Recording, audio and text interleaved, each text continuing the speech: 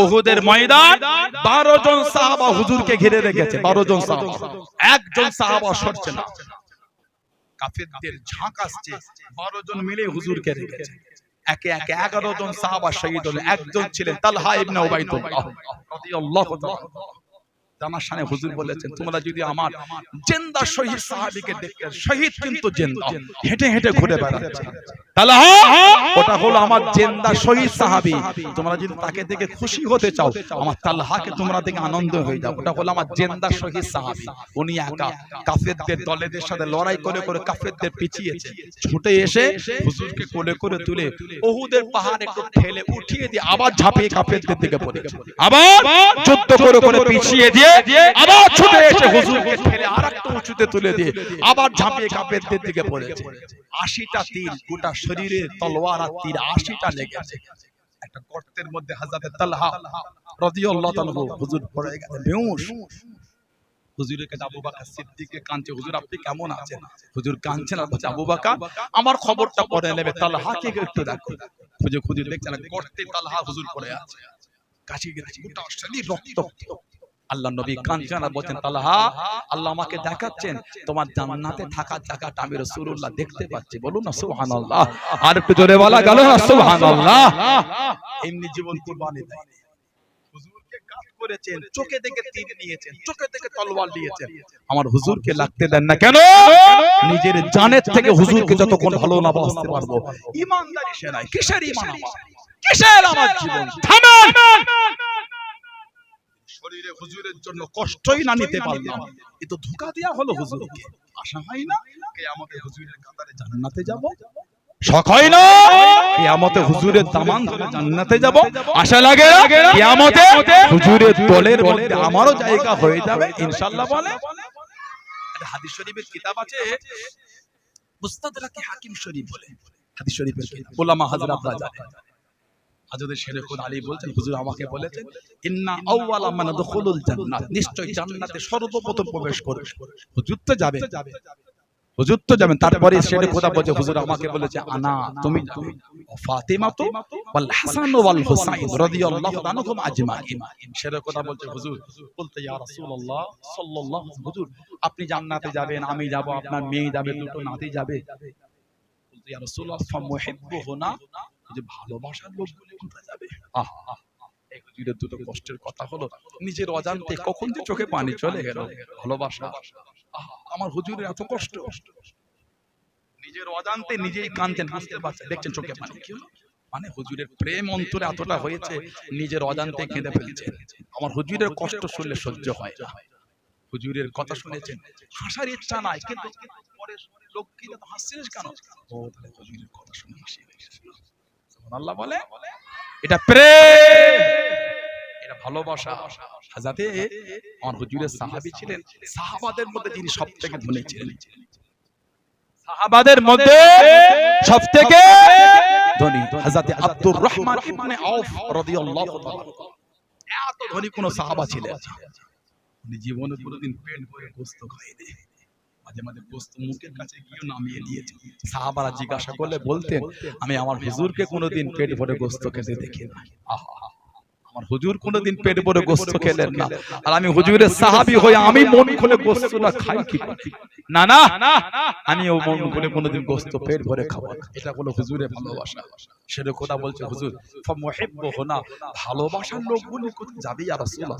এত প্রেম, এত ভালোবাসা। কত কোটিপতি লোক এখানে বসে আছে, লাখপতি লোক বসে আছে, জমিদার বসে আছে, ডক্টর আছে, মাস্টার আছে, বিভিন্ন ডিপার্টমেন্টে জব করে লোকেরা বসে আছে এখানে, হাই ফাই এডুকেটেড লোকেরা বসে আছে। কাউকে কিন্তু হাত ধরে টেনে বসাতে হয় না, ঠিক না? ভুল বলেছি? আপনি যেখানটায় বসে আছেন ওই চটটায় দুবার হাত ঝাড়া মেরে দেখবেন ধুলো উঠছে। ওই ধারের যে ভাইগুলো বসে আছে, আমি নিজে হেঁটে হেঁটে এলাম, দেখলাম সব ধুলো ভরে আছে। আজকে তাও তো চটগুলো একটু ভিন্ন দিয়েছে, একটু বেশ উন্নত মানের, একটু গালিচা বিছিয়েছে। অন্য অন্য জায়গায় তো সেই চটের কথা বলা হতো না, তারপরও কিন্তু কোটিপতি লোকটা বলতে হয়, এই না বলতে হয় কেন বলেন? আপনাদের এলাকায় বিয়ে হলে এই মাটিতে বসিয়ে খেতে দেয়, একটু আমাকে হ্যাঁ বলতে, আমার এগুলো বলাতে আপনার বিরক্ত হচ্ছে? আমার এই কথা কোনো কষ্ট নেন আপনারা?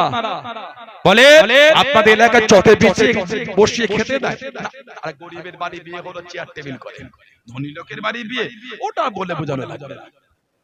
গরিবের বাড়ির বিয়ে ওখানে চেয়ার টেবিল, আবার চেয়ার আবার কভার করে বসতে দিয়েছে।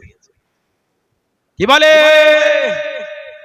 আর হুজুরের প্রেমে কোটিপতি লোকটা ছিড়া ধুলোওয়ালা চটে বসে গেছে। মানে আল্লাহ আল্লাহ রাসূলকে এত ভালোবেসেছে, কিসের আমার টাকা, কিসের টাকা? গোলামের বাচ্চা গোলাম আমি, চাকরের বাচ্চা চাকর আমি, চাকরের আবার কোনো ইজ্জত আছে, গোলামের আবার কোনো সম্মান? হুজুরের আলোচনা শুনবো, যেখানে জায়গা পাবো সেখানে বসে যাবো। জোরে বলুন না সুবহানাল্লাহ।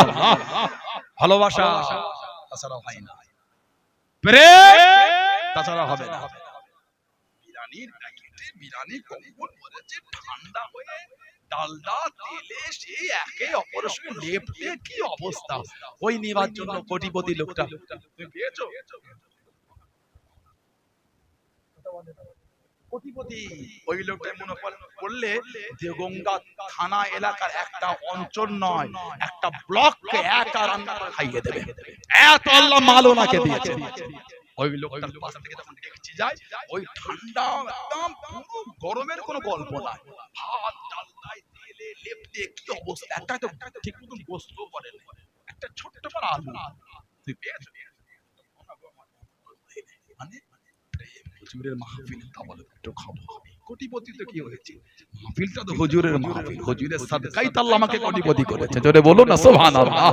জোরে বলা গেল না আলহামদুলিল্লাহ। হুজুরের মহব্বত, সেটা কথা বলতে হুজুর মুহিব্বুহু না, হুজুর জান্নাতে আপনি যাবেন, আপনার জামাই যাবে, মেয়ে যাবে, দুটো নাতি যাবে ইয়া রাসূলুল্লাহ। হুজুর ভালোবাসা লোক করে কোথা যাবে? তাদের কাছে আপনার আলোচনা হয়েছে, চোখ দিয়ে পানি গড়িয়েছে, আপনাকে না দেখো যারা পাগল হয়ে যাবে ইয়া রাসূলুল্লাহ। হুজুর সেই ভালোবাসার হাজীদের জিজ্ঞাসা করে, 7 দিন যখন মদিনা শরীফে থেকে যখন আসে, হাজীদের আর পাটা হুজুরের দরবার থেকে ওঠে। হুজুরের রওজা দেখে আর পাগলের মতন কাঁদে, ইয়া রাসূলুল্লাহ হুজুর আপনার দরবার ছেড়ে চলে যাচ্ছে। এটা আমি আপনাকে বলে বোঝাতে পারবো না, আপনি মদিনা শরীফ থেকে না ঘুরে এলে আমি আপনাকে বলে বোঝাতে পারবো না। সামান্য ফোনে একটা ভিডিও হুজুরের রওজা দেখলে মনটা কেমন হয় বলেন তো? হুজুরের রওজা ভিডিওটা যখন ফোনে ভিডিওটা দেখলে মনটা কেমন হচ্ছে, এটা আমার হুজুরের দরবার, আল্লাহ কবে যে একটু যায় আল্লাহ হুজুরের দরবারে। এই ফোনে দেখে যদি আপনার অন্তরে এই অবস্থা হয়, যারা হুজুরের দরবারে চলে গেছে তাদের কি হচ্ছে তাহলে? হুজুরের দরবার থেকে যখন হুজুরের উম্মতরা আসে, উম্মতের বুকটা ছিঁড়ে যাচ্ছে, আর মনে হচ্ছে যদি এখানেই মরতে পারতাম, হুজুরের কদমে যদি জায়গা হতো আল্লাহ। সেটা কথা যেই বলেছে মুহিব্বুহু না, হুজুর ভালোবাসার লোক। আমার নবী হেসে হেসে বলছেন, আলী আমি ওয়ারাইকুম, আলী ভালোবাসার লোক, আমাদের পিছনে পিছনে আমাদের কাতারে আল্লাহ জান্নাতে যাবে। আল্লাহকে জোরে বলা গেল না? আল্লাহ আমাদের কবুল করেন না, বলুন আল্লাহুম্মা আমিন, বলেন আল্লাহুম্মা আমিন। আল্লাহ আমাদের আব্বা আম্মা, আমাদের দাদু দাদি, আমাদের আহলিয়া, আমাদের আলা ওলাদ আত্মীয় স্বজন, আল্লাহ মেহেরবানি করে গোটা পৃথিবীর মুসলিম উম্মাহকে আল্লাহ হুজুরের কাতারে আল্লাহ জান্নাত নসিব করে দেন, বলুন আল্লাহুম্মা আমিন। আরেকটা রওয়ায়াত আছে তাবরানী শরীফে, হাদিস শরীফের কিতাব তাবরানী শরীফের কিতাব আছে, তাবরানী আল-মু'জামুল কবীর হাদিস শরীফের কিতাব। আল্লাহ নবী সাল্লাল্লাহু আলাইহি সাল্লাম বলেছে, আনা ওয়া আলী ওয়া ফাতিমা ওয়া হাসান ওয়া হুসাইন মুজতামিউনা ওয়া মান আহাব্বানা ইয়াউমুল কিয়ামা নাকুলু ওয়া নাশরু। হুজুর বলেন, আমি, আমার আলী, আমার ফাতিমা, আমার হাসান, আমার হুসাইন রাদিয়াল্লাহু তাআলা আনহুম আজমাইন। মুজতামিউন, মুজতামিউন ইজতামা, মুজতামিউন মানে একত্রিত, মুজতামিউনা ওয়া মান আহাব্বানা, আর একত্রিত হব যারা আমাদের ভালোবাসে তাদের নিয়ে। হুজুর বলেছেন, আমি সাল্লাল্লাহু আলাইহি সাল্লাম, আমার জামাই, আমার মেয়ে, দুটো নাতি, আর যারা আমাদের ভালোবাসে, ওমান আহাব্বানা, যারা আমাদের ভালোবাসে তাদের নিয়ে মুজতামিউন ইয়াউমুল কিয়ামা, কিয়ামতের ময়দানে এক জায়গায় থাকবো। হুজুর তারপরেই বলছেন, না কুলু ওয়া নাশরু, না কুলু কিয়ামতে খাবো, ওয়া নাশরু কিয়ামতে পান করব একসাথে বসে। সুবহানাল্লাহ। আল্লাহ ওই দলে ওই কাতারে আল্লাহ আমাদের করে শামিল করে না, বলেন আমিন, বলেন আল্লাহুম্মা আমিন। তারপরেই হুজুর বলছেন হাত্তা ইফরাকা বাইনাল হিসাব বাইনাল ইবাদ, ইহা তাকে কিয়ামতে হিসাব শেষ হয়ে যাবে, কিয়ামতে হিসাব শেষ হয়ে যাবে। আল্লাহর নবী সাল্লাল্লাহু আলাইহি ওয়াসাল্লাম বলে কিয়ামতে হিসাব মিটে যাবে, আমাদের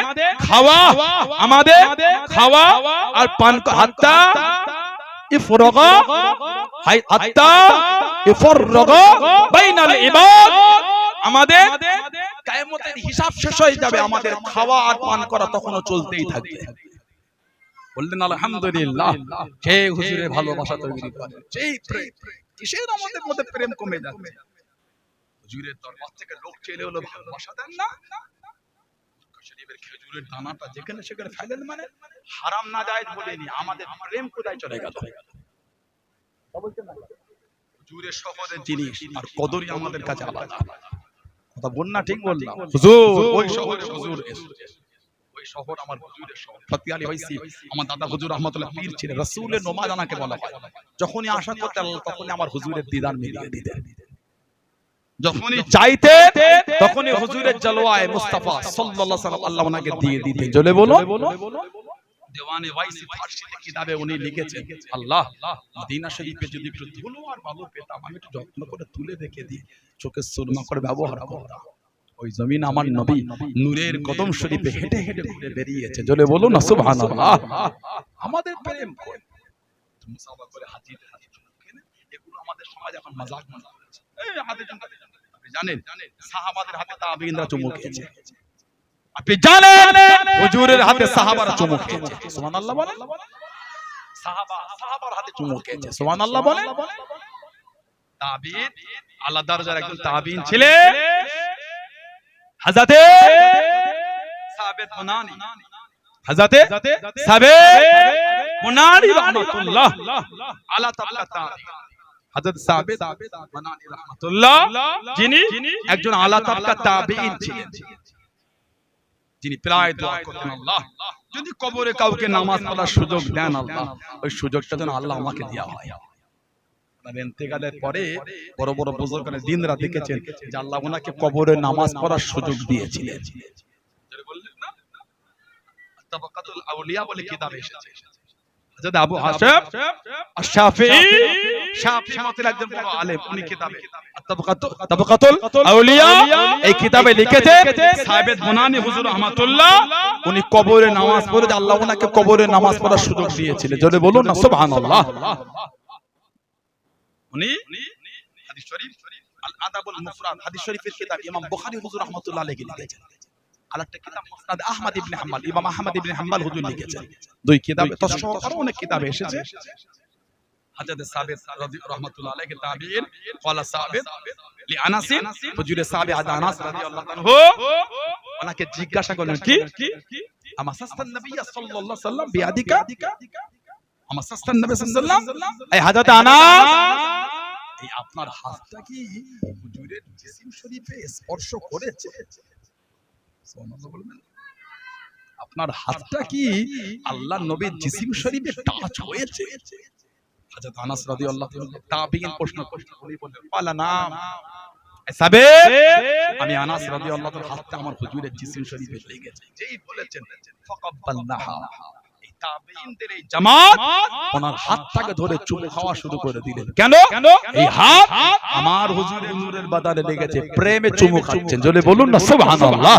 তাহলে এটা নতুন না, সাহাবাদের হাতেও তাবেঈনরা চুমু খেয়েছেন, সাহাবার হাতে সাহাবা চুমু খেয়েছে, হুজুরের হাতে সাহাবারা চুমু খেয়েছেন। জোরে বলুন। আল্লাহ আমাদের কবুল করেন, আল্লাহ আমাদের শুনে বলে বেশি বেশি আল্লাহ ইবাদতের তৌফিক দান করে। বলুন আমিন। জোরে বলেন আমিন, জোরে বলেন আল্লাহুম্মা আমিন। একটু দরুদ শরীফ আল্লাহুম্মা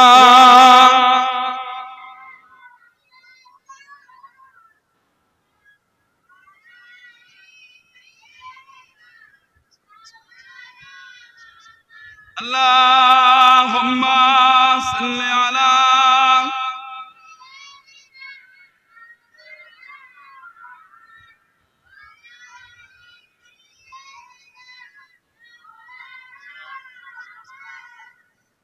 ركعت عيناي شوقا ولتهبت درفة عشقا فأتيت إلى حبيبي فاحتاج القلب رفقا صلي على محمد السلام عليك يا رسول الله السلام عليك يا حبيبي يا نبي الله السلام عليك يا رسول الله السلام عليك يا حبيبي يا نبي الله يا رسول الله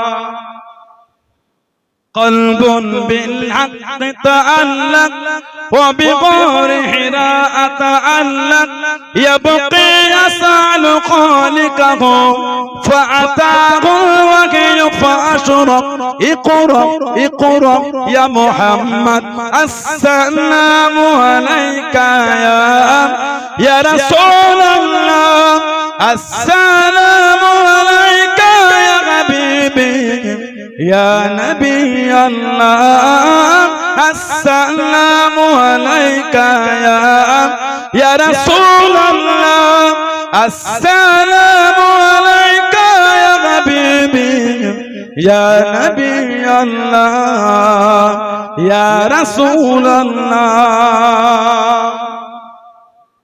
يا طيبة جئتك صبا لرسول الله محبا بالروضة سكنة الروح وجبال الحاد محمد يا طيبة جئتك صبا لرسول الله محبا بالروضة سكنة الروح وجبال الحاد محمد السلام عليك يا رسول الله السلام عليك يا حبيبي يا نبي الله السلام عليك يا رسول الله السلام عليك يا حبيبي يا نبي الله يا رسول الله اللهم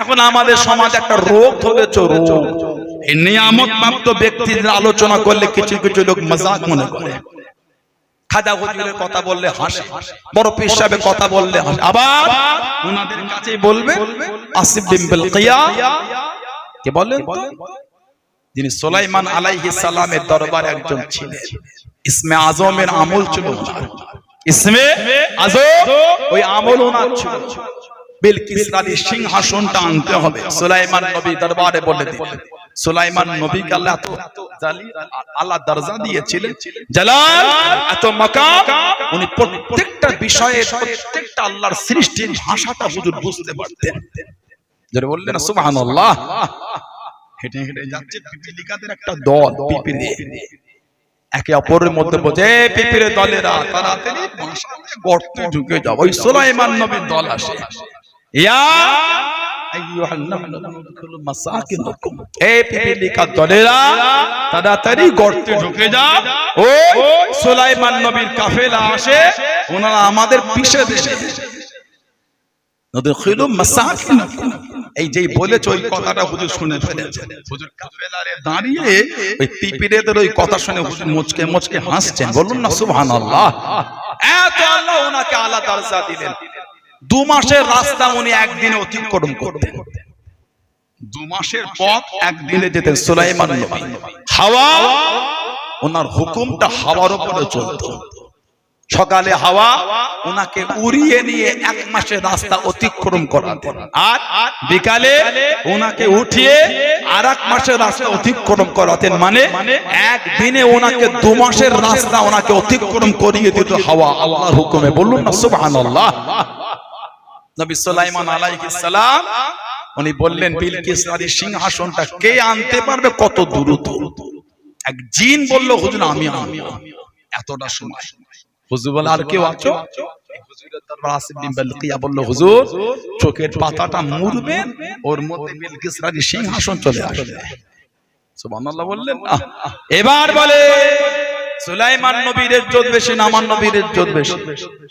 আলহামদুলিল্লাহ আল্লাহ আমাদের নবীকে নবীদের ইমাম করেছেন সুবহানাল্লাহ বলে ফাহানাতিস সালাতু ফাআমামতুহুম মুসলিম শরীফের riwayat হুজুর বলে মিরাজের রাতে যখন জামাতের সময় হলো আমাদের নবী বলেছে আমি নবী ইমামতি করে জামাতে নামাজ পড়ি এটা সব নবীরা চেনে হুজুরের পিছনে মুক্তাদি কোথায় বাইতুল মুকাদ্দাস আল কুদস আমাদের নবী হলে নবীদের ইমাম ইমামুল আম্বিয়া ইমামুল আম্বিয়া আমার নবীর ইজ্জত সব নবীর উপরে তেমন নবীর উম্মতের ইজ্জতটা অন্য নবীর উম্মতের উপরে জোরে বলুন না সুবহানাল্লাহ। সুলাইমান নবীর যদি উম্মতের এই ইজ্জত হয় হুজুরের উম্মতের ইজ্জত কত?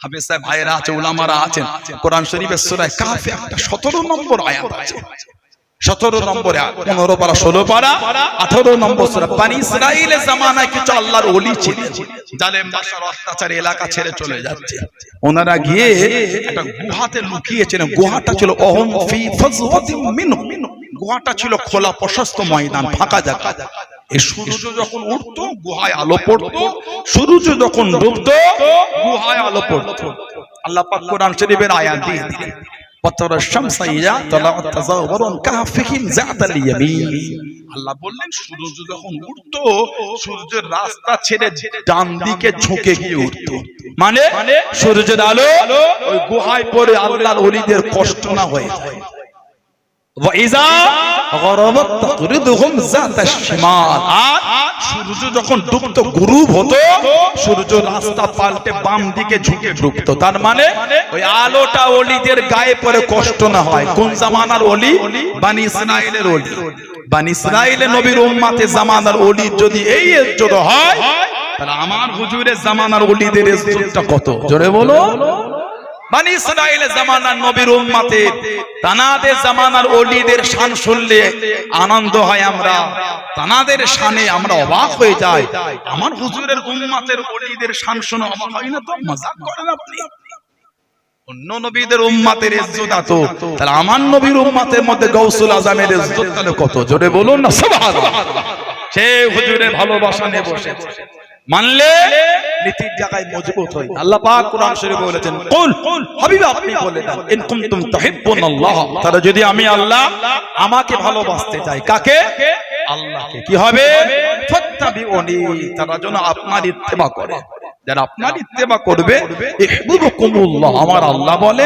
আমি আল্লাহ তাদের ভালোবাসবো আর ওয়ায়াগফিরু লাকুম যুনুবাকুম আর আমি আল্লাহ তাদের জীবনের গুনাহগুলি maaf করে দেব কাদের শর্ত একটা আপনাকে মানতে হবে সুবহানাল্লাহ বলবেন শর্ত একটা আপনাকে মানলে ফাত্তাবিউনি আপনার ইত্তেবা যারা আপনাকে মানবে তাদের আমি আল্লাহ ভালোবাসবো শুধু ভালোবাসবো না আপনার জন্য ওদের গুনাহগুলিকে maaf করে দেব তারপরেই আল্লাহ বলে আল্লাহু গফুরুর রহিম আমি আল্লাহ আল্লাহ রহমাতুর রহিম দয়াময় মেহেরবান বলুন আলহামদুলিল্লাহ সেই হুজুরে ভালোবাসা তৈরি করেন ইসলামটা কিন্তু অত সহজ না দিন এটা তো সহজ না দিন প্রচার করতে গিয়ে আমার হুজুরের রক্ত ঝরেছে আল্লাহ নবী সাল্লাল্লাহু আলাইহি ইসলামের দ্বিতীয় যুদ্ধ তৃতীয় হিজরি ওহদ হুজুরের লোহার হেলমেটটা ভেঙে শির মোবারকে হুজুরের লোহার টুকরো গিতে গিয়েছে আর হুজুরের নূরের দান্দান মোবারক শহীদ হলো হুজুরকে তীর মেরেছিল আব্দুল্লাহ ইবনে কামাম আব্দুল্লাহ ইবনে কামাম আমার হুজুরকে তীর মেরেছিল আল্লাহ নবী সাল্লাল্লাহু আলাইহি সাল্লামের শানে জাহান্নামী আবু জেহেল বলেছিল আর একবার যদি হযরত মুহাম্মদ সাল্লাল্লাহু আলাইহি সাল্লামকে সিজদারত অবস্থায় দেখি আমার পা দিয়ে ওর মাথাটা মাটিতে পিষবো রাসূলুল্লাহ বললেন না জাহান্নামী সাহস দেখেছে আল্লাহ নবী সাল্লাল্লাহু আলাইহি ওয়াসাল্লাম সিজদারত অবস্থায় এই কাফের আবু জেহেলটা ছুটছে হুজুরের সির মুবারকে পা দেবে যেই হুজুরের কাছে কাছে গিয়েছে আবু জেহেল ছিটকে উল্টো দিকে পড়েছে সাথী সঙ্গীরা বলে এত জোর উল্টো দিকে পড়ার কারণ আবু জেহেল বলে আমি যখন হযরত মুহাম্মদ সাল্লাল্লাহু আলাইহি ওয়াসাল্লামের নিকটে গেলাম আমি দেখলাম উনার আর আমার মধ্যখানে বড় একটা গর্ত আর ওই গর্তে আগুন জ্বলছে আর কত যে পালক পাখনা পালক উড়ছে। সাহাবাদের মধ্যে এই বিষয় যখন আলোচনা হয় হুজুরকে জিজ্ঞাসা করলে আল্লাহর নবী বলেছে আবু জেহেল যদি আমার দিকে আগিয়ে আসতো ফেরেশতারা আবু জেহেলকে টুকরো টুকরো করে ফেলতো। জোরে বলুন না সুবহানাল্লাহ। কম কষ্ট হুজুরের হয়, সাহাবাদের রক্ত স্রোত বয়ে গেছে। হুজুরের সাহাবাদের রক্তের বন্যা বয়ে তারপরে দিন আল্লাহ আপনাকে আমাকে মিলিয়েছে। আপনি ভাববেন না এমনি চলে গেল দিনটা। দিনের মধ্যে সর্বপ্রথম মহিলাদের মধ্যে যিনি জীবন দিয়েছিলেন ওনার নাম ছিল হযরত সুমাইয়া রাদিয়াল্লাহু তাআলা। একজন মেয়ে ইসলামের জন্য জীবন উৎসর্গ করেছেন। জোরে বলে হযরত সুমাইয়া রাদিয়াল্লাহু তাআলা। ওনাদের খানদানটা চলে ইয়াসির খানদান। আল্লাহ নবী চোখ ভরা পানি দাঁড়িয়ে দিলেন। আল্লাহ নবী কেঁদে কেঁদে শুনিয়ে দিয়েছেন ও ইয়াসির খানদানের মেম্বারেরা, আমি নবী সাল্লাল্লাহু আলাইহি ওয়াসাল্লাম দুনিয়ায় সাজা দিতে পারবো না, দুনিয়ায় বদলা দিতে পারবো না। আল্লাহ রাব্বুল আলামিন তোমাদের জন্য বদলাখানা আখিরাতে জমা রেখে দিয়েছেন। জোরে বলুন সুবহান। হযরত সুমাইয়া রাদিয়াল্লাহু তাআলা মুসলমান হয়ে গেলেন। হযরত সুমাইয়াকে বেঈমান কাফেররা জুলুম শুরু করে দিল। ও হযরত সুমাইয়া ইসলাম খানা ছেড়ে দাও, কলেমা খানা ছেড়ে দাও, দিন খানা ভুলে দাও। হযরত সুমাইয়াকে মারে, হযরত সুমাইয়া জানিয়ে দে, হযরত সুমাইয়া শুনিয়ে দে এ বেঈমান কাফেরে দলেরা, আমি সুমাইয়াকে যদি শহীদ করে দাও আমার অন্তর থেকে ঈমানের কলেমা মুছবে না। জোরে বলুন সুবহান। আর একটু জোরে বলুন সুবহান। আমাদের ঘরের মেয়েদের মন নরম হয়, এমনি মেয়েদের মন নরম, মেয়েরা ব্যাকাহারের তৈরি, ওই জন্য বেশি টাইট করতে হয় না, কট করে ভেঙে যাবে। ভাঙছে দেখে বেশি টাইট করুন। প্রথম 3 মাস, প্রথম 3 বছর সব হাতে দিয়ে দিলে 4 বছরে মাথায় নামাজ পড়েনি কেন? প্রথম 3 বছর মনে ছিল না নামাজ পড়তে হয়। ওই প্রথম 3 বছর লস দিয়েছো আর লাটাই গুটোচ্ছে, ঘড়ি তো অনেক উপরে হাওয়া ধরে নিচে, বেশি টানাটানি করলে সুতো ছিঁড়ে যায়। মাঞ্জা দিয়া শুধু নয় তো, মাঞ্জা কে বলে সুতো তো মাঞ্জা দিয়া না, লাটাই খুলে খুলে অনেক উঁচুতে ঘড়ি উঠেছে, উঠে উপরে হাওয়া ধরে নিয়েছে। এবার আপনি গুটোচ্ছেন ঘড়ি নামাবে, বেশি টানাটানি করুন, মাঞ্জা নিয়ে চট করে ছিঁড়ে ঘড়ি অন্য জায়গায় চলে যাবে। লা হাওলা ওয়ালা কুওয়াতা ইল্লা বিল্লাহ। ফোনে হাত দেবার মতো নয়। 6 বছর, 7 বছর, 10 বছর, 15 বছর ঘর সংসার, দুটো ছেলেকে রেখে স্বামীর মুখে থুতু ছিটিয়ে বউটা চলে গেল। ওটা নেবেন আপনি? আল্লাহ লানাত। সমাজে এত লানাত শুরু হইতো, আস্তাগফিরুল্লাহ, আল্লাহর গজব খালি বর্ষণ হচ্ছে, নাউযুবিল্লাহ মিন যালিক, রহমতের কোনো কাজ হচ্ছে না। আমাদের সমাজের কিছু কিছু বাড়ি জাহান্নামের কারখানা তৈরি হয়ে গেছে।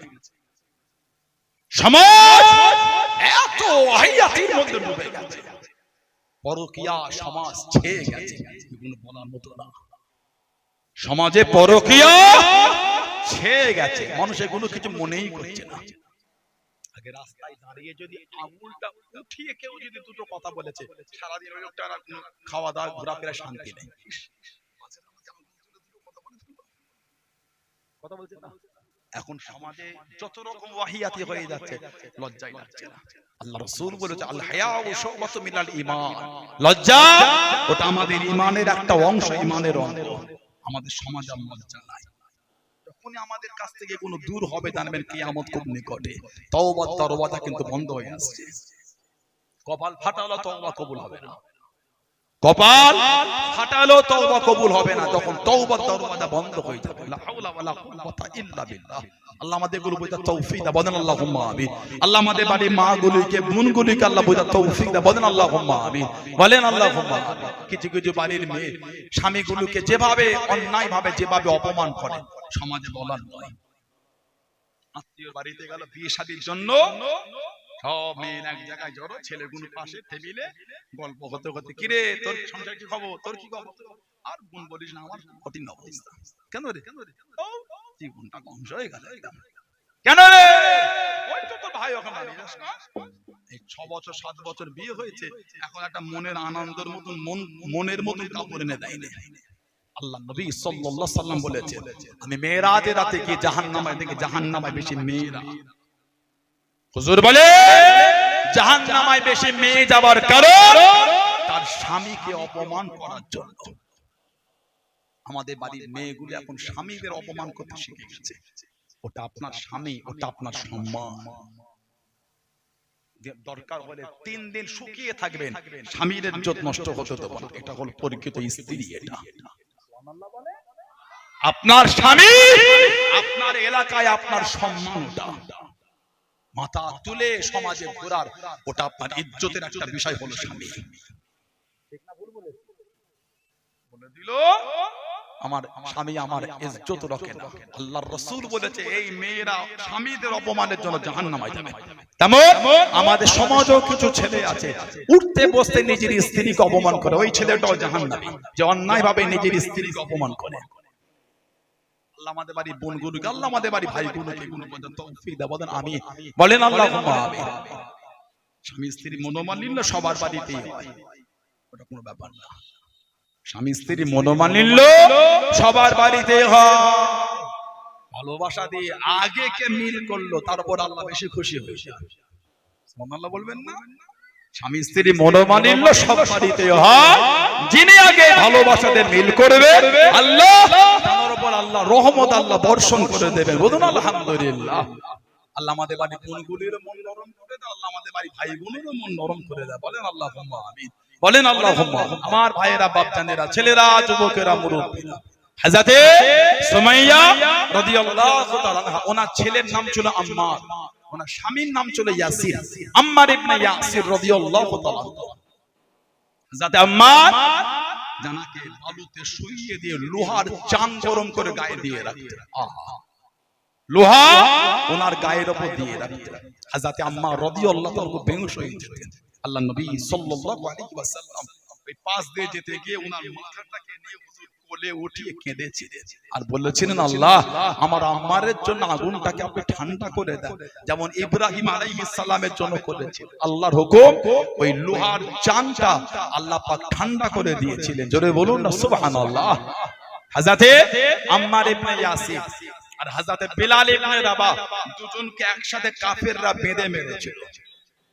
বিলাল ইবনে রাবাহ উনি ছিলেন আমার হুজুরের প্রথম মুয়াজ্জিন।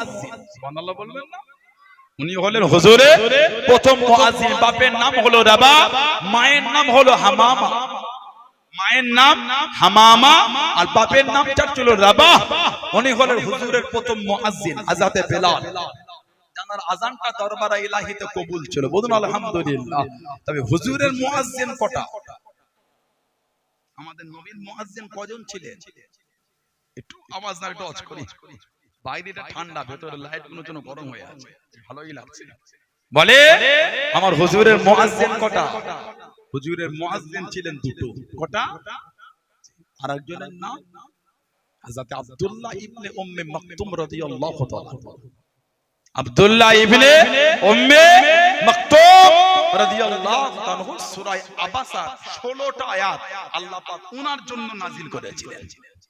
সূরা আবাসা 16টা আয়াত আব্দুল্লাহ ইবনে উম্মে মাকতুমের জন্য আল্লাহ নাযিল করেছিলেন। সুবহানাল্লাহ বলবেন না?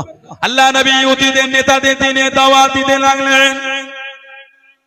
ও জওয়ানেরা, ও আমার মুরব্বি বাপজানেরা, মায়েরা, বোনেরা, নবীরা, আল্লাহ নবী সাল্লাল্লাহু আলাইহি ওয়াসাল্লাম ইহুদিদের নেতাদের দাওয়াত খানা দিতে লাগলেন। হযরত আব্দুল্লাহ ইবনে উম্মে মাকতুম রাদিয়াল্লাহু তাআলা আনহু আল্লাহ নবীর কাছে দেখি দাঁড়িয়ে গেলেন, পাশে দেখি দাঁড়িয়ে গিয়ে দ্বীন সম্পর্কে জানতে চাইলেন, ইসলাম সম্পর্কে জানতে চাইলেন।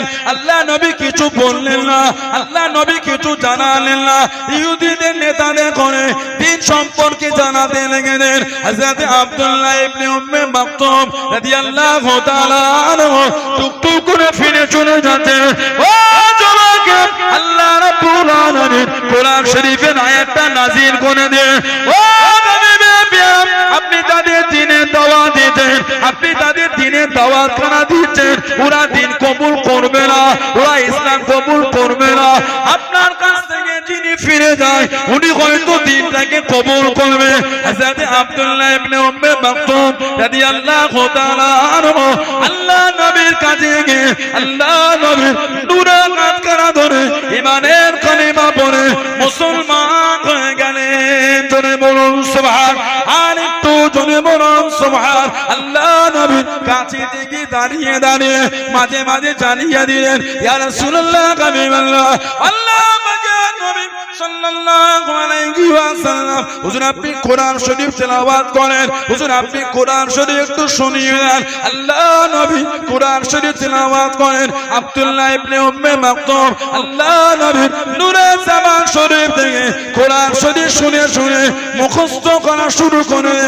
হুজুর আরেকটু বলেন, উনি আরেকটু মুখস্থ করেন। হুজুর আরেকটু বলেন, উনি আরেকটু মুখস্থ করেন। আল্লাহ নবীর নূরে জামান শরীফ থেকে কোরআন শরীফ শুনে শুনে মুখস্থ করে দিতেন। জনে বলুন সুবহান। হুজুরের দরবার থেকে চলে যাচ্ছে। হুজুর বড় বড় ইহুদিদের নেতাদের দিনের দাওয়াত দিচ্ছে। উনি দিন সম্পর্কে একটু বলেন। হুজুর ওনার দিকে তাকাচ্ছেন। এরপর থেকে যখনই হুজুরের দরবারে যেতে আল্লাহ নবী একটু ওনাকে বেশি ভালোবাসতেন। কেন? হুজুর বলতেন, ইনার জন্য আল্লাহ আমার উপর আয়াত নাজিল করে আমাকে জানিয়েছেন। বলুন না সুবহানাল্লাহ। জন্ম থেকে অন্ধ, জন্ম থেকে কানা, চোখে দেখতে পেতেন না। সিয়াসতের কিতাব মুসলিম শরীফে একটা riwayat এসেছে, আল্লাহ নবী সাল্লাল্লাহু আলাইহি সাল্লাম বলেছেন, রমাদান শরীফের রাত্রিরে আমার আব্দুল্লাহ ইবনে উম্মে মাকতুম যখন আযান দেবে তোমরা সাহারি খাওয়া শুরু করে দেবে, আর আমার বেলাল যখন আযান দেবে সাহারি বন্ধ করে দেবে। কেন? আব্দুল্লাহ ইবনে উম্মে মাকতুম রাদিয়াল্লাহু আনহু উনি তাহাজ্জুদের আযান দিতেন। মিনাল লাইলি ফাতাহাজ্জাত বিহি নাফিলাতান লাক। আল্লাহ আমাদের নবীর জন্য তাহাজ্জুদের নামাজটা আল্লাহ অতিরিক্ত করেছে। বলুন সুবহানাল্লাহ। মাঝে মাঝে মুরব্বি বাপেরা তাহাজ্জুদ পড়বে, মাঝে মাঝে তাহাজ্জুদের নামাজ পড়বে, আমার মায়েরা তাহাজ্জুদ পড়বেন, আমার বোনেরা পড়বেন। তাহাজ্জুদের নামাজ পড়লে বান্দার সাথে আল্লাহর সম্পর্ক খুব গভীর তৈরি হয়ে যায়। আর তাহাজ্জুদের নামাজটা হয় রাতের শেষ অংশে, আর ওই রাতের শেষ অংশের দোয়া আল্লাহ কবুল করে নেয়।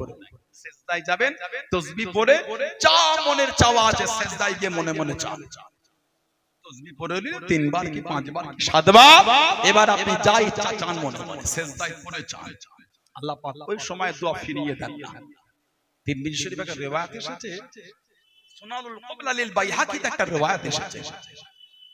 সাহাবী প্রশ্ন করলেন, আইয়ু দুআ আসমাউ ইয়া রাসূলুল্লাহ সাল্লাল্লাহু আলাইহি ওয়াসাল্লাম, হুজুর কোন দোয়াটা আল্লাহ পাকের দরবারে দ্রুত কবুল হয়ে যায়? আমাদের নবী বলেছিলেন, ক্বালা যাওফুল লাইলিল আখির ওয়া দুবুরুস সালাওয়াতিল মাকতুবাত। হুজুর বলেন রাতের শেষ অংশের দোয়া আর প্রত্যেক ফরজ নামাজের পরের দোয়া আল্লাহ পাকের দরবারে কবুল হয়ে যায়। জোরে বলুন না সুবহানাল্লাহ। তাহাজ্জুদটা রাতের শেষ অংশে হয়।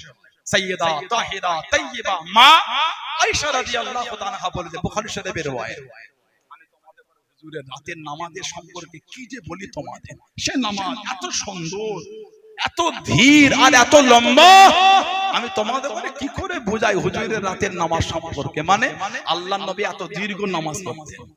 একটা বর্ণনা এসেছে, হুজুরের ঘরটা ছিল অনেকটা ছোট। রাত্রিরে যখন হুজুর তাহাজ্জুদের নামাজ পড়তেন, হুজুরের পাশে আমার মা অনেক সময় নামাজ পড়ে, আল্লাহ নবী তো অনেকক্ষণ ইবাদত করতেন, মা অনেক সময় একটু আরাম নিতেন। মাই পা গুটিয়ে রাখতেন, হুজুর নামাজ পড়তেন।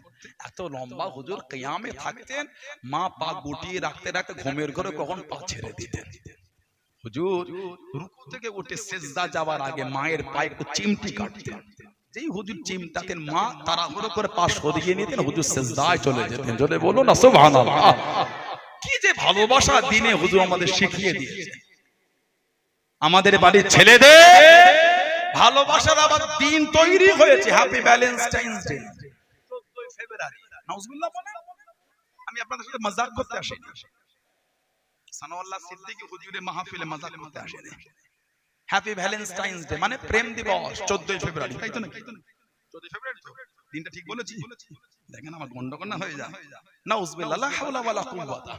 আমাদের বাড়ি ছেলেগুলি, আমাদের বাড়ি মেয়েগুলি এই ভালোবাসার দিনে বার হয়ে গেল, সব ঘুরছে, পার্কে পার্কে ঘুরে ওই এটা আমিনপুর, তো ওটাও আমিনপুর, ওই আমিনপুর আর ওই খরিবের মাঝখানে একটা জাহান্নামের কারখানা তৈরি করে ফেলেছে। পার্ক হওয়াটা কোনো গুনার কারণ না। কিন্তু পার্কটাকে যখন অন্য স্থানে রূপান্তরিত করে তখন পার্কের মধ্যে থাকে না জাহান্নামের কারখানা তৈরি হয়ে যায়। দীঘায় যাওয়াটা কোনো গুনার কাজ না। কে বলল আপনাকে গুনাহ? আল্লাহর নিয়ামত দেখলে আবার গুনাহ হয়? দীঘায় কি আছে? দীঘায় ঢেউ হচ্ছে, আল্লাহর নিয়ামত না? সুবহানাল্লাহ বলেন। দীঘায় সারিবদ্ধভাবে ওই ঝাড়ু মানে কি গাছ বলে এটাকে, ঝাউ গাছ, সারিবদ্ধ তার একটা আওয়াজ, হাওয়া যখন হয়, এই যে দেখলেন আল্লাহ শুকরিয়া আদায় করে, গুনাহ নয় সওয়াব তো ওটা। দীঘার পারে বলবেন ঢেউটা এলো, ঢেউটা ভাঙলো, পায়ের কাছে পানি এসে গেল, আবার ঢেউ চলে গেল, জায়গাটা আবার মুহূর্তের মধ্যে শুকিয়ে গেল। এটা অলৌকিক ব্যাপার। যালিকা মিন আয়াতিল্লাহ, আল্লাহর নিদর্শনের মধ্যে একটা নিদর্শন। সুবহানাল্লাহ বলেন। যালিকা মিন আয়াতিল্লাহ, এটা আল্লাহর নিদর্শনের মধ্যে একটা নিদর্শন। ঠিক না? এই ওইখানে বসে আল্লাহর হামদ তাসবিহ আলহামদুলিল্লাহি রাব্বিল আলামিন সওয়াব লেখা হচ্ছে। আপনি ভাববেন না দীঘায় গেলে গুনাহ লেখা হয় না, ওইখানে বসে যদি এই তাসবিহ পড়েন আপনার নামায় আমালে ফারিস্তার হামাগুড়ি দিয়ে সওয়াব লিখতে থাকবে। জোরে বলো। আমাদের মাইন্ডটাকে আমরা সেট করে নিয়েছি দীঘা মানে নোংরা, দীঘা মানে নোংরা না। আপনি ওই দীঘার কিছুটা অংশ জাহান্নামের কারখানা তৈরি হয়েছে, মানে ছেলে মেয়েদের নোংরামি অবস্থার জন্য। দীঘাটাই যাওয়া কোনো গুনার কাজ নয়, ওই জায়গাটাই যেখানে জাহান্নামের কারখানা ওইখানটায় যাওয়া হলো গুনার কাজ। আমার ভাইয়েরা, বাপজানেরা, ছেলেরা, যুবকেরা, মুরব্বীরা, ইসলামে ভালোবাসার কোনো দিন লাগে না, প্রত্যেকটা মুহূর্তই ভালোবাসা। বলুন সুবহানাল্লাহ। প্রতিটা সময় ভালোবাসা। আল্লাহর নবী সাল্লাল্লাহু আলাইহি ওয়াসাল্লাম যেখানে গেলাসে ঠোঁট লাগিয়ে আমাদের মা সাইয়্যিদা তাহিরা তাইয়্যিবা আয়েশা রাদিয়াল্লাহু তাআলা যেখানে ঠোঁট লাগিয়ে পানি পান করতেন, হুজুর পাত্রের ওইখানটায় ঠোঁট লাগিয়ে পানি পান করতেন। এই যে স্বামী স্ত্রী ভালোবাসা ইসলাম আমাকে শিখিয়েছে। আমাদের সমাজে স্বামী স্ত্রী ভালোবাসা কমার কারণ কি জানেন? একে অপরের ওই খাওয়া জিনিসটা খাই না, ঘৃণা লাগে আমাদের সমাজে। ভালোবাসা হবে কি করে? ওই জন্য তো স্বামীর কথা বিবির সহ্য হয় না, বিবির কথা স্বামীর সহ্য হয় না। পাড়ার 5টা ছেলের সাথে গল্প করতে বউটাকে খুব ভালো লাগে, নিজের স্বামীর সাথে ভালো লাগে না। স্বামীটা পাড়ার অন্য 3টে মেয়ের সাথে গল্প করতে ভালো লাগে, নিজের স্ত্রীর সাথে ভালো লাগে না। কেন? একে অপরের অন্তরে প্রেম নাই। প্রেম হবে কি করে? হুজুরের সুন্নত নাই। আল্লাহর নবী যখন খেতেন মা হুজুরের এই পিঠের কাছে মা একটু হেলান বসে থাকতেন। সুবহানাল্লাহ। আর আমার হুজুর যখন খেয়ে খেয়ে যেগুলি দস্তরখানে জড়ো করতেন, মা হুজুরের পাশ থেকে হাত বাড়িয়ে ওটাকে আবার তুলে মা হুজুরের পাতে ওটাই আবার চিবাতেন। আলহামদুলিল্লাহ বলবেন। বললেন আলহামদুলিল্লাহ। ইসলাম আমাদের স্বামী স্ত্রী প্রেম শিখিয়েছে। কোথায় ছুটছেন? আল্লাহ যে আয়াত দিয়েছে সূরা মায়েদা, আল ইয়াউমা আকমালতু লাকুম দীনাকুম, হাবিব আমি আল্লাহ আজকের দিনে দিন কমপ্লিট করে দিলাম। দিন যে কমপ্লিট এমন নয় যে দিনে ভালোবাসা নাই বাকি সব আছে। ইসলাম আল্লাহ সবকিছু দিয়েই ইসলামকে কমপ্লিট করে দিয়েছে। বলুন আলহামদুলিল্লাহ। আমার ভাইয়েরা, বাপজানেরা, ছেলেরা, যুবকেরা, মুরব্বীরা, হযরতে আব্দুল্লাহ ইবনে উম্মে মাকতুম আমার হুজুরের সাহাবী, মায়ের পেট থেকে অন্ধ ছিল, চোখে দেখতে পেতেন কানা। মুসলমান হলে সুযোগ পেলে হুজুরের কাছে বসতেন আর হুজুরের নূরের জবান শরীফ দিয়ে কোরআন শরীফ শুনতেন। আল্লাহ নবী যতবার মদিনা শরীফ থেকে কোন সফরে গেছেন ওনাকে হুজুর প্রতিনিধি করে মদিনা শরীফে রেখে যেতেন। আব্দুল্লাহ ইবনে উম্মে মাকতুম হুজুর আল্লাহ নবী সাল্লাল্লাহু আলাইহি ওয়াসাল্লাম ওফর শরীফের পরে আবু বকর সিদ্দিকের খেলাফত রাদিয়াল্লাহু তাআলা 2 বছর 2 মাস, তানার পরে হযরত ওমর রাদিয়াল্লাহু তাআলা 10 বছর খেলাফত। এই ওমর ফারুকের জামানায় 14 হিজরি যুদ্ধের ময়দানে যাবে আব্দুল্লাহ ইবনে উম্মে মাকতুম বলে, হুজুর আমার জীবনের একটা শখ কি হয়ে যাবে, কি আশা, হুজুর যদি একটু বলতেন খলিফাতুল মুসলিমিন একটু আমি যুদ্ধে যেতাম আল্লাহর দ্বীনের জন্য। ওমর ফারুক বলে, অন্ধ মানুষ তুমি কি করবে? অন্ধ লোকের তো যুদ্ধে কোনো কাজ না, কানা লোক যুদ্ধে কি করবে? আহা কি ভালোবাসা সাহাবাদের। উনি বলে, হুজুর চোখে দেখতে পাই না তো কি হয়েছে, যুদ্ধের ঝান্ডাটা তো ধরতে পারবো। জোরে বলবেন না? আজ জোরে বলা গেল না? আল্লাহ নবী জীবনের শেষ যুদ্ধে চলে গেলেন, তাবুকের যুদ্ধে।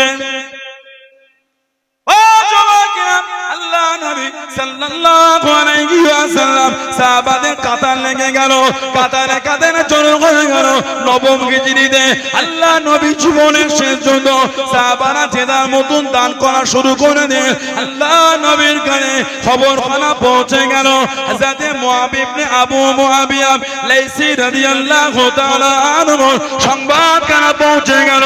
আল্লাহ পাকের নবী হুজুর বিয়াদি মাফ করুন, মুস্তাগিটা ক্ষমা করুন। আমি মুআব ইবনে আবু মুআবিয়া লাইসি রাদিয়াল্লাহু তাআলা আনহু মনটা কাঁদে, আল্লাহ দ্বীনের জন্য জিহাদের ময়দানে যাব, আপনার সঙ্গে যাব বলো।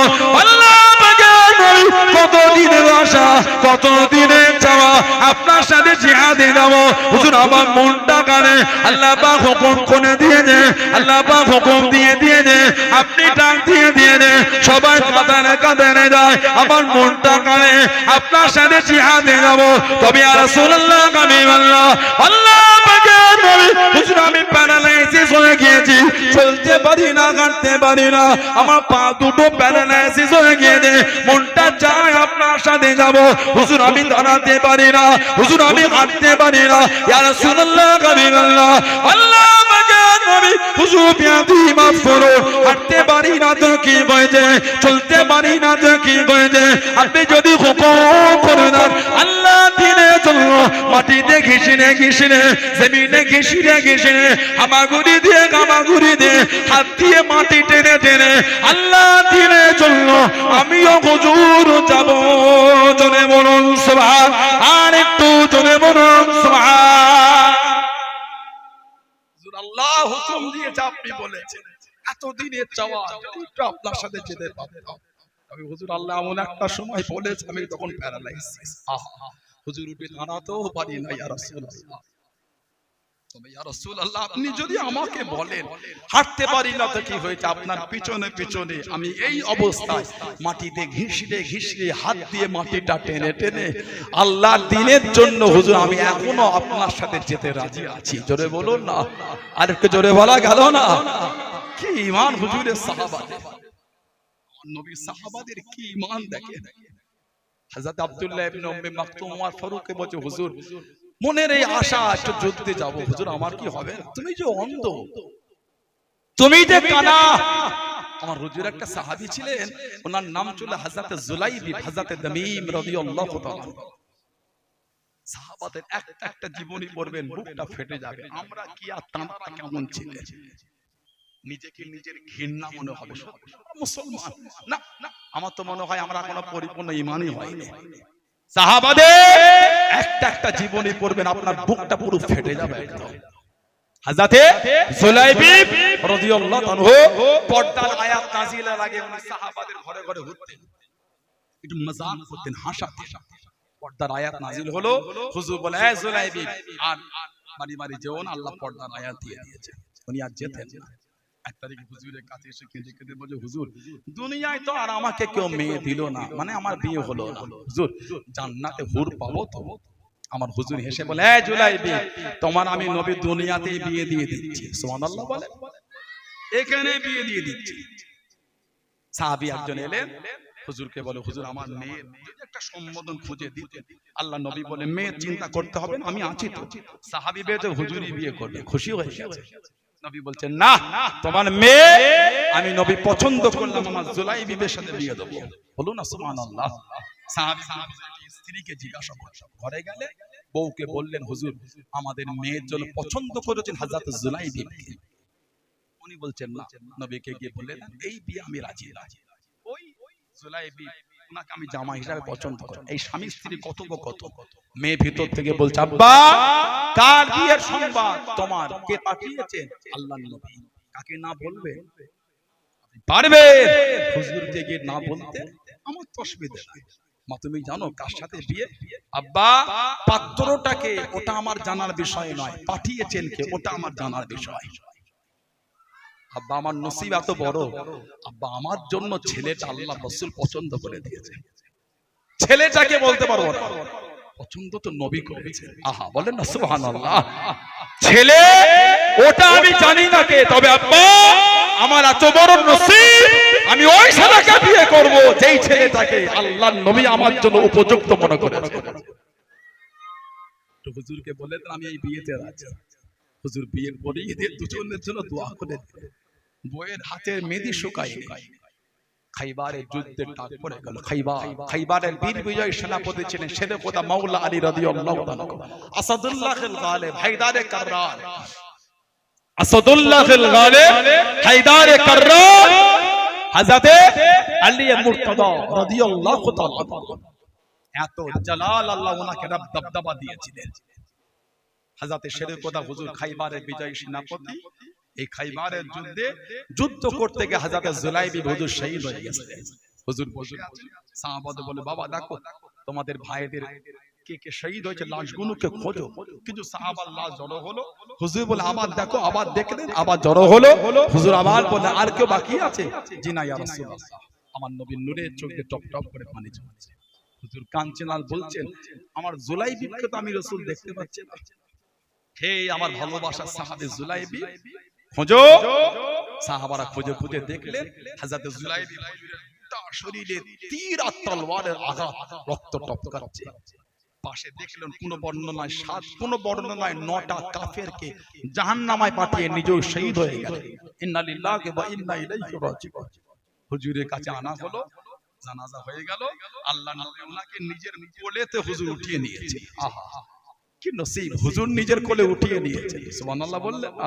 আল্লাহর নবী নিজের কোলে উঠিয়ে কাঁদছেন, বলছে জুলাইবি তুমি আমার থেকে আমি তোমার থেকে, তুমি আমার থেকে আমি তোমার থেকে, তুমি আমার থেকে আমি তোমার থেকে 3 বার বলেছিলেন। বলে আল্লাহর নবী ওনাকে দাফন করে কেঁদে কেঁদে দোয়া করলেন আল্লাহ আমি নবী আমার জুলাইবির উপর খুশি। আল্লাহ আল্লাহ আপনি আমার জুলাইবির উপর খুশি হয়ে যান। জোরে বলুন না সুবহানাল্লাহ। আর একটু জোরে বলা গেল না? হযরতে আব্দুল্লাহ ইবনে উম্মে মাকতুম রাদিয়াল্লাহু তাআলা আনহু আমার হুজুরের সাহাবী হযরত ওমর ফারুকের কাছে গেলেন। কি হযরত ওমর আল্লাহ পাক জানা কি ইসলাম জাহানের দ্বিতীয় খলিফা করেছেন। গোটা পৃথিবীর যিনি অর্ধেকটাই শাসন চালিয়েছেন। সুবহানাল্লাহ বলে। বর্তমান সময়ে বাজারে একটা কথা চলছে মুসলমান মানে অত্যাচার। এই কদিন আগে তিলোত্তমা মজুমদার বলে একটা লেখিকা, ঘৃণা লাগে এই মেয়েগুলো লেখিকা হয় কি করে? যাদের মানসিকতা তো ঘৃণা ঢুকে আছে এডুকেটেড শিক্ষিত সমাজে। তিলোত্তমা মজুমদার কত কদিন আগে এবিপি আনন্দ একটা ওই আলোচনা প্রোগ্রামে প্রথমে আগে মুসলমানের নাম করলো, আমাদের এলাকার মুসলমান আমার ভাই বোন এটা ওটা গোষ্ঠীর ঠাং সব বলল। তারপরেই বলছে যে মুসলমান গোটা পৃথিবীতে একটা সন্ত্রাস তৈরি করেছে। ঘৃণা লাগে এই মানুষগুলো শব্দ শুনতে। অবশ্যই কোনো যদি মুসলমান অন্যায় করে তার শাস্তি হবে, অবশ্যই সে অন্যায় করেছে। কিন্তু আপনি গোটা পুরো সম্প্রদায়টাকে, রিলিজিয়াসটাকে, আপনি সম্প্রদায়টাকে আপনি ঘৃণার মধ্যে ঠেলে দেবেন, এটা তো মানা যাবে না। ঠিক না ভুল বলছি? তাহলে আপনি একটা জঙ্গি, উনি জঙ্গি, উনি জঙ্গি, উনি জঙ্গি, উনি জঙ্গি। এবং এমন কি তিলোত্তমা মজুমদার যে প্রোগ্রামে ছিল ওটা যদি একটা মুসলমান বসে থাকে ওটাও জঙ্গি। ঘৃণা লাগে এই সভ্য সমাজের অভদ্র গুণ ভাষা শুনতে গেলে। কত দিক থেকে অ্যাটাক করবে। এই কদিন আগে ওই কাকদ্বীপে আমরা হিন্দু ভাইদের কালী মূর্তির মাথাটাকে ভেঙে দিল। অন্যায় হয়েছে। যদি কোনো মুসলমান করতো শাস্তি হওয়া উচিত ছিল। কেন হবে না শাস্তি? মুসলমান তো কি হয়েছে, কেন করবে তুমি এটা? ঠিক না ভুল? কে তোমাকে অধিকার দিয়েছে এত বড় অন্যায় করার? তানার ধর্ম তানার কাছে, আমাদের ধর্ম আমাদের কাছে। তানারা তানাদের ধর্মের বিধান পালন করবে, আমরা আমাদের করব। এই তো আজকে আপনাদের এই যে গঙ্গা আমিনপুর ঈদগাহ ময়দানের পাশ থেকে হিন্দু ভাইদের একটা কোন ধর্মীয় প্রোগ্রাম গেল না? তানাদের মতন গেছে, আমাদের জলসা বন্ধ হয়েছিল না? তানাদের গান বন্ধ হয়েছে? তানারা তানাদের স্বাধীনতায় বাজিয়েছে, আমরা আমাদের স্বাধীনতা অর্জন করছি। আমাদের এটা তানাদের কষ্ট দেওয়া হবে না, তানাদেরটা আমাদের হবে না। এটাই তো সম্প্রীতি। আমি আমার স্বাধীনতায় আমার ধর্ম পালন করব, তানারা তানাদের স্বাধীনতা তানাদের ধর্ম পালন। কিসের ঝগড়া আমাদের মধ্যে? কোথা থেকে 3 বাটি 4 বাটি 5 বাটি কোন সব জড়ো হয়ে যায়, এরা হয়ে কি সব এলোমেলো ফেসবুকে পোস্ট করে ঝগড়া লাগিয়ে দেয়। 3 বাটি বোঝেন আপনারা? বুঝেন না? যে গঙ্গার লোক 3 বাটি বোঝেন না? তোমার কথা হবে এই যুবকুন বোঝে না 3 বাটি? সে একবার ছোটবেলায় পড়েছিলাম অ্যালার্মের ঘড়িটা যে টং টং করে বেজে ওঠে 3 কড়ি, পড়েছিলাম না? সেই হাত দিয়ে পানি চেপে ঠিক না আল্লাহ নামে ঘড়িটা যে টং টং করে বেজে ওঠে তিন করি এই তিন বাটি আপনারা বোঝেন না সাহাবউদ্দিনের ঘরে তিন বাটি কি বলে এবার বুঝেছেন এত লেটে বলে বোঝানো যায় না শূন্যস্থান পূরণ করতে পারেন নামাজ হবে কি করে একটু চালু হন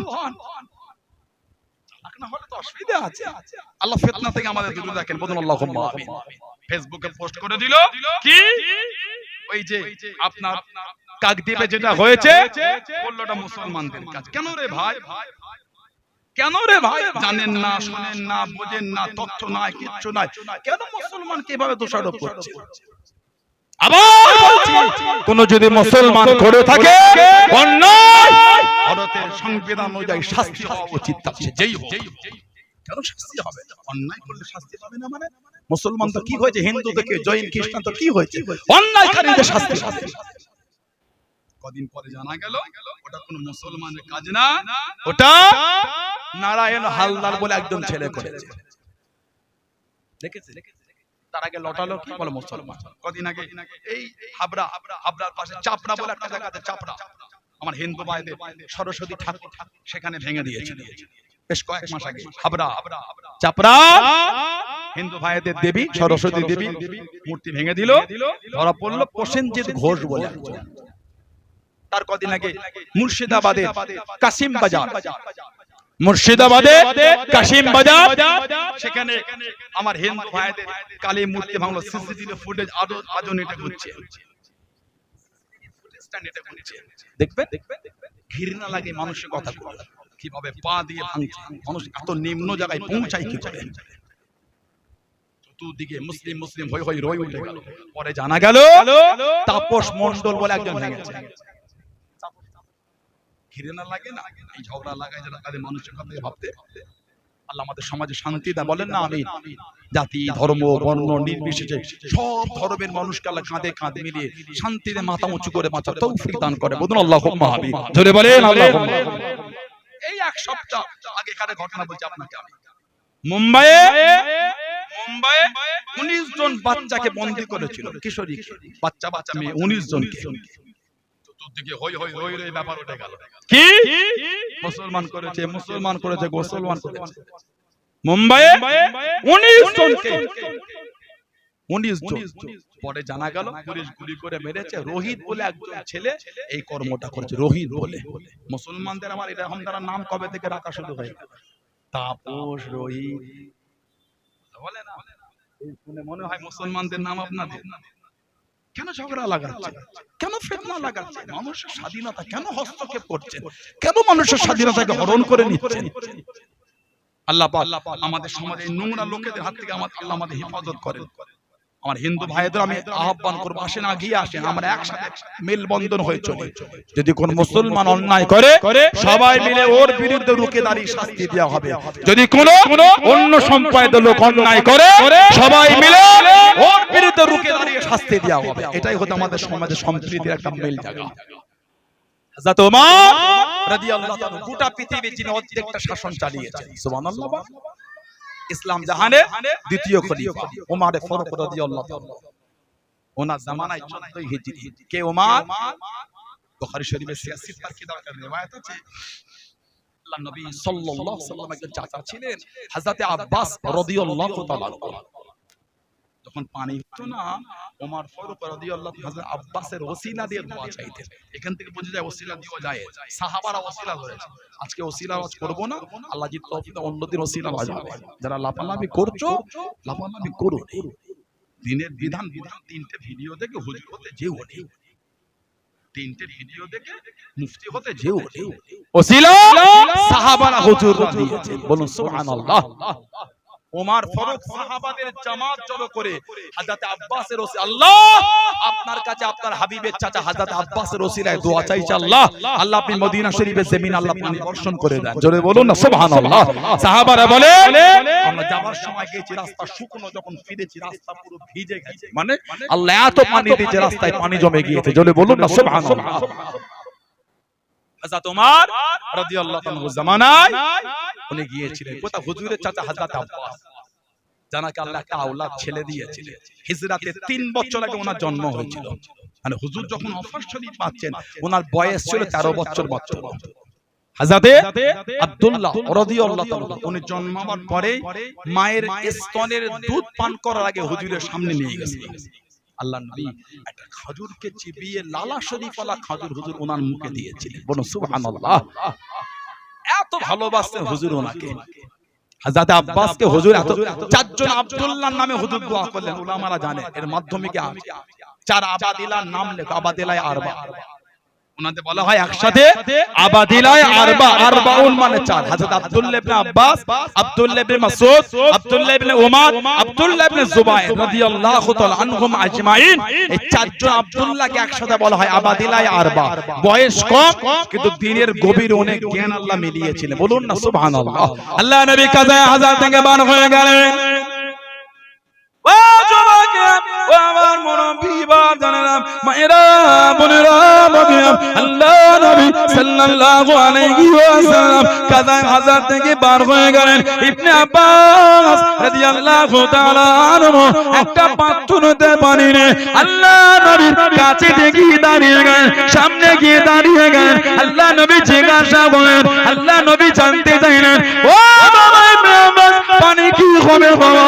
ইয়া রাসূলুল্লাহ সাল্লাল্লাহু আলাইহি ওয়াসাল্লাম, হুজুর আপনি ওযু বানাবেন, হুজুর আপনি ওযু বানাবেন। কে তোমাকে বললো বাবা আমি নবী ওযু করব? কে তোমাকে জানালো? ইয়া রাসূলুল্লাহ আমি আব্দুল্লাহ ইবনে আব্বাস, হুজুর আমি জানি হুজুর আপনি যখন কাজায় হাজার থেকে বার হন আপনি ওযু করেন, ওই জন্য আমি ইবনে আব্বাস আপনার ওযুর জন্য পানিটা গিয়ে দিলাম। জনে বলুন সুবহান, আর একটু জোরে বলুন সুবহান। কত অল্প বয়স হুজুর যখন ওফার শরীফ পাচ্ছেন 13 বছর বয়স, এটা তার আগেকার ঘটনা। ওই 7 বছর 8 বছর কম বেশি হুজুর জন্য পানি দিয়ে হুজুর বলে কে বললো ওযু করব? হুজুর আমি জানি আপনি কাজায় হাজার থেকে বের হলেই ওযু করে। বলুন সুবহানাল্লাহ। হুজুর ওযু করলেন, ওই ভিজে হাতটা দিয়ে চেহারায় হুজুর বুলিয়ে দোয়া করলেন, আল্লাহ আমার ইবনে আব্বাসকে দ্বীনের গভীর জ্ঞান দেন, ইফাকহু ফিদ্দীন, দ্বীনের গভীর জ্ঞান মিলিয়ে দেন। এত জ্ঞান পেয়েছে হুজুরের দোয়ার বরকতে। গোটা পৃথিবীর উম্মতের সর্বশ্রেষ্ঠ তাফসীর আল্লাহ ওনার দ্বারা লিখিয়েছেন, তাফসীরে ইবনে আব্বাস। জোরে বলুন না সুবহানাল্লাহ। ওনার তাফসীর সর্বশ্রেষ্ঠ তাফসীরের কিতাব তাফসীরে ইবনে আব্বাস। মাত্র 13 বছর বয়স। এই 13 বছরের বয়সে হুজুরের নূরের জবান শরীফ থেকে 1660টা হাদিস শরীফ শুনে মুখস্থ করে উম্মতকে দিয়ে দিয়েছে। একটা 13 বছরের সাহাবী 1660টা হাদিস শরীফ ওনার থেকে বর্ণনা, বেশিরভাগ হাদিস শরীফ বুখারী শরীফ আর মুসলিম শরীফে মুত্তাফাকুন আলাইহি হাদিস হয়েছেন। চলে বলুন না সুবহানাল্লাহ। কি জ্ঞান আল্লাহ ওনাকে মিলিয়েছে। উনি এত কাঁদতেন, এই চোখের পানি গড়িয়ে গড়িয়ে এই গোড়াটা কালো হয়ে যেত। এখানে কালো দাগ পড়ে গেছিল, এত কাঁদতেন উনি রাত্রিরে। আল্লাহ নবী সাল্লাল্লাহু আলাইহি ওয়াসাল্লাম যেই উটের পিঠে চাপতেন ওই উটেই হুজুর ইবনে আব্বাসকে হুজুরের সাথেই কোলে করে নিয়ে বসে থাকতেন। সুবহানাল্লাহ বললেন। নিজের চাচার ছেলে মাঝে মাঝে ছোটবেলায় রাত্রিরে নিজের কাছেই ঘরে ঘুমাতে দিতেন। হযরত ইবনে আব্বাস বলেন, হুজুর রাতে উঠেছেন, আমাকে উঠিয়েছেন, হুজুর ওযু করেছেন, আমিও করেছি। হুজুর নামাজে দাঁড়াবেন, হুজুর আমাকে হুজুরের পাশে দাঁড় করিয়ে দেন, দিয়ে বলে এইখানটায় নামাজ পড়ো। যেই আল্লাহর নবী তালিমা পেয়েছে উনি বলে আমি টুক করে নিচে নেমে গেছি। হুজুর নামাজ শেষ করে আমাকে এই তোমাকে আমার পাশে দাঁড় করানো, নিচে নামলে কেন? কি আদব! ওই অল্প বয়স। তখনই বলে ইয়া রাসূলুল্লাহ আপনি যে আল্লাহর নবী। সুবহানাল্লাহ বলবেন না? আপনি তো আল্লাহর নবী, আমি আপনার কাঁধে কাঁধ মিলিয়ে নামাজ পড়তে পারি ইয়া রাসূলুল্লাহ। আপনি যে নবী, আল্লাহ আপনার এত ইজ্জত দিয়েছে ইয়া রাসূলুল্লাহ। হুজুর আমি আপনার কাঁধে কাঁধ মিলিয়ে নামাজ পড়তে পারি না ইয়া রাসূলুল্লাহ। হুজুর আমি আপনার সম্মানে, আপনি নবী, আমি খোদাকারের কে, আমি আল্লাহর নবীর কাঁধে কাঁধ মিলিয়ে নামাজ পড়ি কি করি ইয়া রাসূলুল্লাহ। ওই জন্য হুজুর আমি একটু নিচে নেমে গিয়েছিলাম আপনার সম্মানের জন্য। বলুন না সুবহানাল্লাহ। ওনারা ওনার আব্বাজান হযরত আব্বাস রাদিয়াল্লাহু আনহু আল্লাহর নবী সাল্লাল্লাহু আলাইহি ওয়াসাল্লামকে দাওয়াত করেছিলেন। হুজুর ভাইপো আর হযরত আব্বাস চাচা, জীবনে হুজুরকে ভাইপো বলে, সারা জীবনই বলেছেন ইয়া রাসূলুল্লাহ। হযরত আব্বাস চাচা আর আমার নবী হলেন ওনার ভাইপো। হুজুরকে ভাইপো বলে ডাকতেন না, হুজুরকে বলতেন ইয়া রাসূলুল্লাহ, ও আল্লাহর নবী। বলেন না সুবহানাল্লাহ। হুজুরকে বলে হুজুর এই ঘর করেছে, যদি একটু আমার ঘরে আপনি যেতেন, একটা ছাদ দেওয়া বাড়ি করেছে। আল্লাহর নবী চাচার ঘর দেখতে গেলেন, হুজুর দেখে খুশি হলেন। হুজুর বললেন চাচা যখন ঘর করেছেন এই বাড়িটার পানি বার হওয়ার নালা করেন না তো, পানি ড্রেন নালা কই? আল্লাহর নবী নিজে হাতে ওই ড্রেনটা হুজুর নিজে হাতে করে বসিয়ে দিয়েছিলেন। বলবেন না সুবহানাল্লাহ।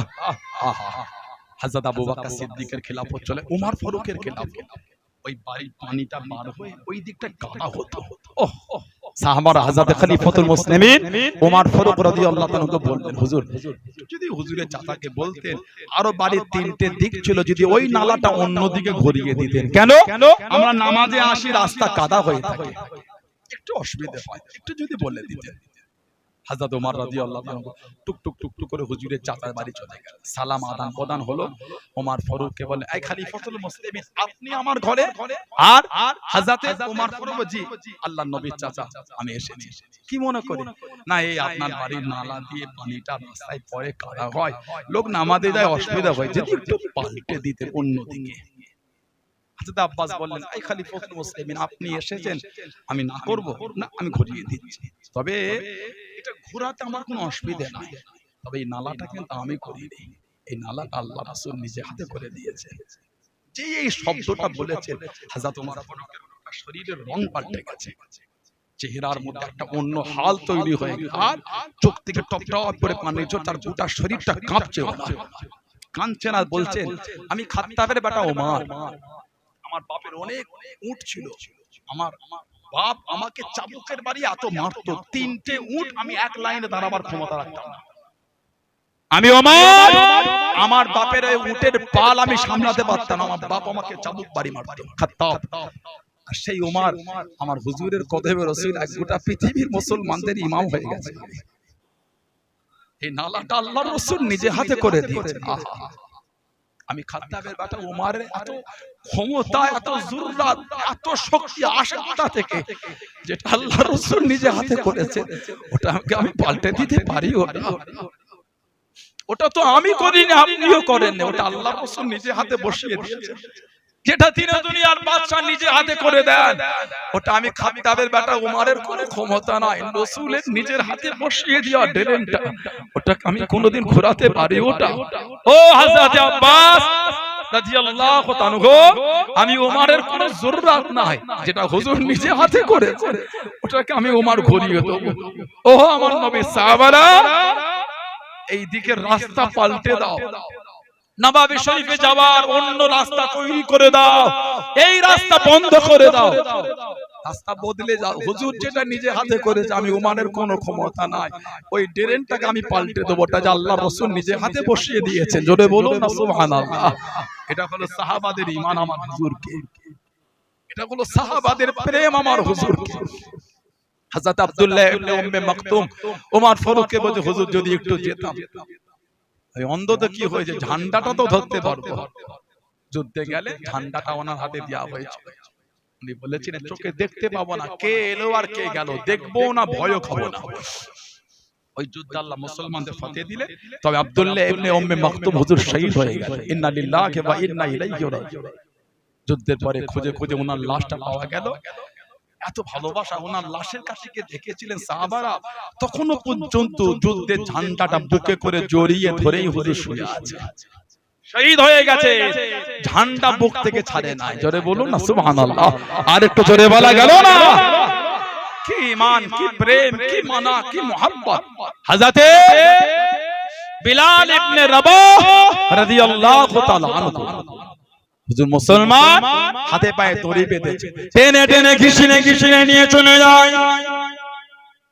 ও যুবকে, ও আমার মুরব্বি বাপ জানেরা, মায়েরা, বোনেরা, মুমিনা, হযরত বিলাল রাদিয়াল্লাহু তাআলা আনহু এত মারুনাকে মেরেছেন, শরীরের চামড়াগুলি ফেটে গিয়ে রক্তকানা টপকে টপকে পড়ে। হযরত বিলাল চিৎকার দিয়ে জানিয়ে দিয়েছে, এ মক্কা বেঈমানের দলেরা, এই নিষ্ঠুর পাশানিরা আমি বেলাল এত মান আমাকে মেনেছ শরীরের চামড়া গুলি ফেটে গিয়েছে রক্ত হয়ে গিয়েছে তোদের জানে দেখি কোনো মায়া নাই তোদের জানে দেখি কোনো দয়া নাই বেঈমান গুলি জানিয়ে দিল বেলাল আল্লাহকে তুমি ভুলে যাও নবীকে তুমি ভুলে যাও ইসলাম খানা ছেড়ে দাও ও জবানকে মানা কাকে বলে মোহাব্বত কাকে বলে আল্লাহ রাসূলকে খানা মেনে নে হযরত বেলাল রাদিয়াল্লাহু তাআলা আনহু রক্ত মাখা শরীরে রক্ত অবস্থায়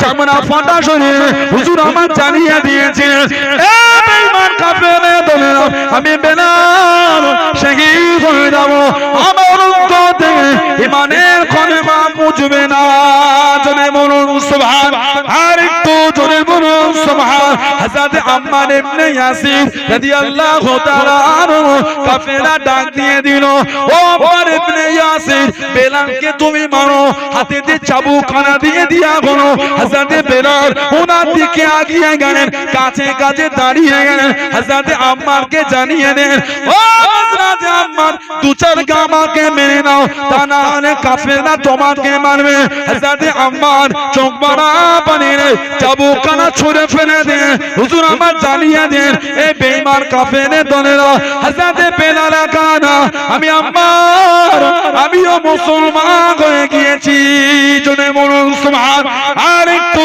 জনে বলুন সুবহান